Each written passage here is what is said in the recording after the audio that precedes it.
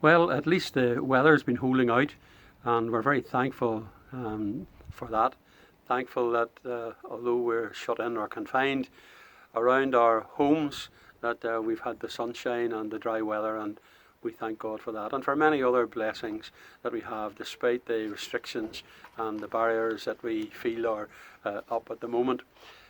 It's good to see you again, and good to have time to look together just briefly again at God's Word. I want to read you a portion from the Psalms, from Psalm 119, and the psalmist says this, reading from verses 81 to 88. He said, "My soul longs for your salvation. I hope in your word. My eyes long for your promise. I ask, when will you comfort me? For I have become like a wineskin in the smoke, yet I have not forgotten your statutes. How long must your servant endure? When will you judge those who persecute me? The insolent have dug pitfalls for me. They do not live according to your law. All your commandments are sure. They persecute me with falsehood. Help me. They have almost made an end of me on earth, but I have not forsaken your precepts. In your steadfast love, give me life, that I may keep the testimonies of your mouth." The servant of God will often experience hardship.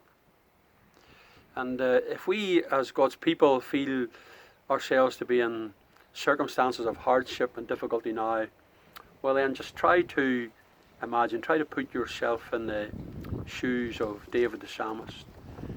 There's so many things happened to him in his life which were difficult, hard, very puzzling and confusing, why God should allow these things to happen.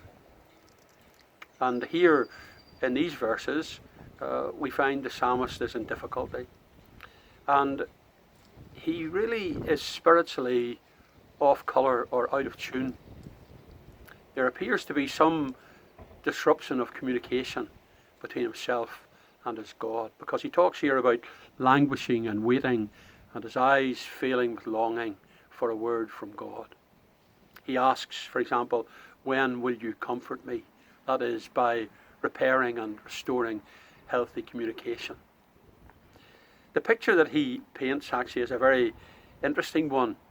He talks here, he says, I have become like a wineskin in the smoke, yet I have not forgotten your statutes. I have become like a bottle. It was a leather bottle, a leather wineskin. And he says he's become like a wineskin in the smoke. Now, it's a picture of dryness and fragility and uselessness even. How do we know that? Well, bottles in the Old Testament, or wineskins, were made out of animal skins. And they would often be stored in the rafters of a house. The dust and the smoke would have degenerating effects on them, so that in extreme circumstances they would not only dry up, but they would crack and even begin to disintegrate. Useless, if you like, for the task that they were designed for, useless for any task, really. And this is David here. He feels abandoned, he feels forgotten, and the reasons are not hard to find, because he talks about persecutors in verse 84. How long must your servant endure? When will you judge those who persecute me? Or he talks in 86, they persecute me with falsehood, help me. So he has persecutors, those who are opposing him without a cause. He talks of arrogant men laying traps or digging pitfalls for him. He speaks in verse 87 of they have almost made an end of me on earth.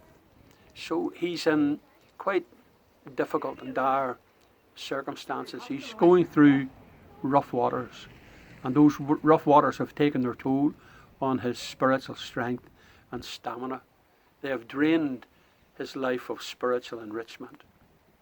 I wonder if sometimes you feel like that. The psalmist's experience here is of hard times. The spiritual temperature is low. He feels distant from God, even perhaps deserted by God and discouraged.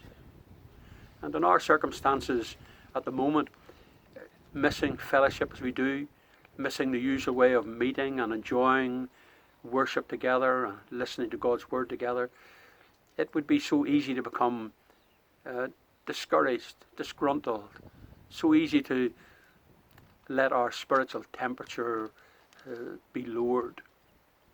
Well, I want to say three things about this.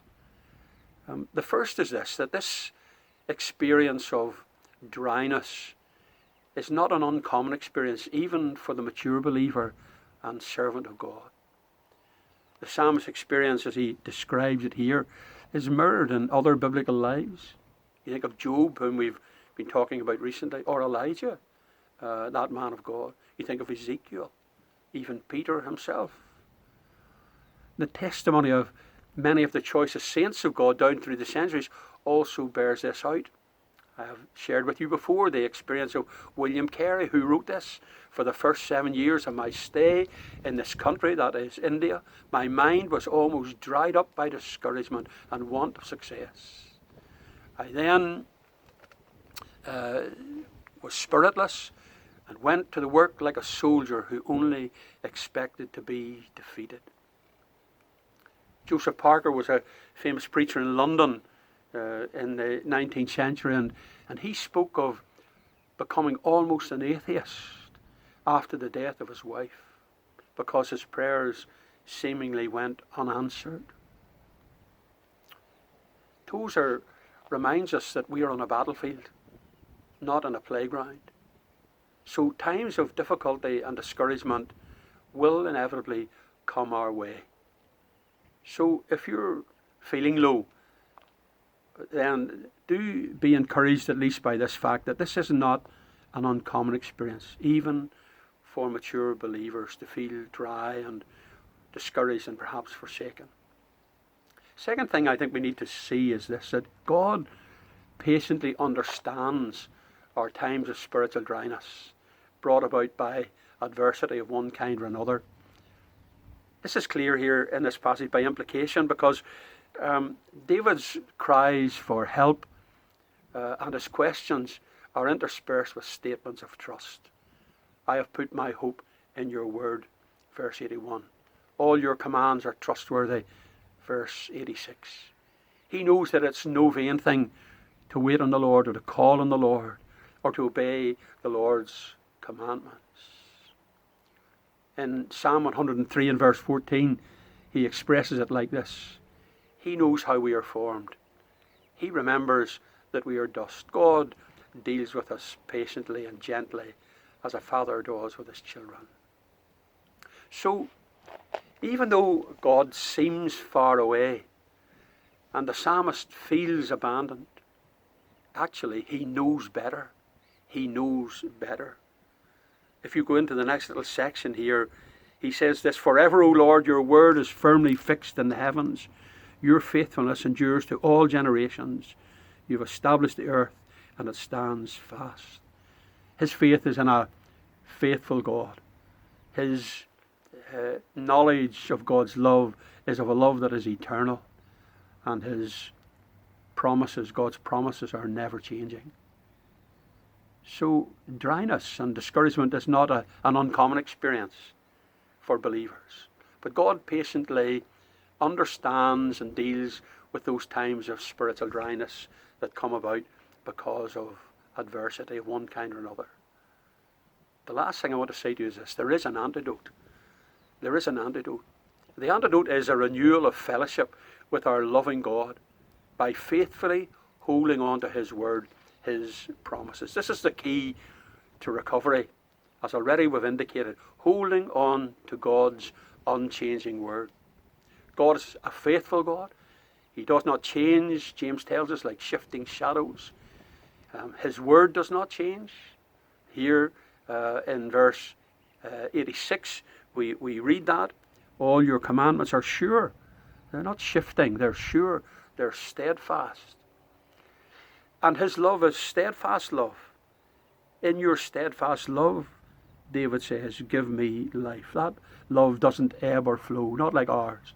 God's love is unchanging. His grace poured out upon us. And it's on the basis of that that the psalmist makes his appeal for recovery.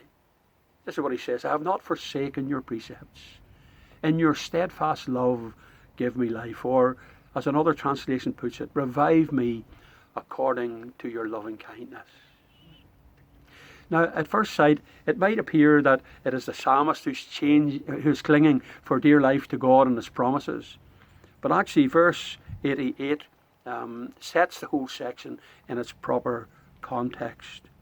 In your steadfast love, give me life, that I may keep the testimonies of your mouth.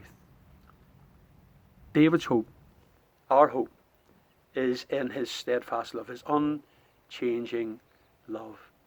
His loving kindness, which he pours out upon us and continues to pour out upon us, so that the dew of heaven, eventually, when adversity is past, when by his grace we have come through it or overcome it, when the dew of heaven is poured again upon our often parched and cracked souls.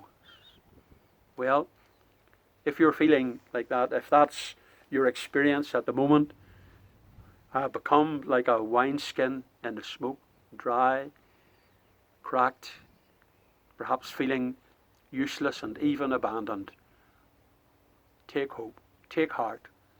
Our confidence is not in ourselves, not in what we feel, not in what we might do, not in what we have done, not in what we might hope to achieve.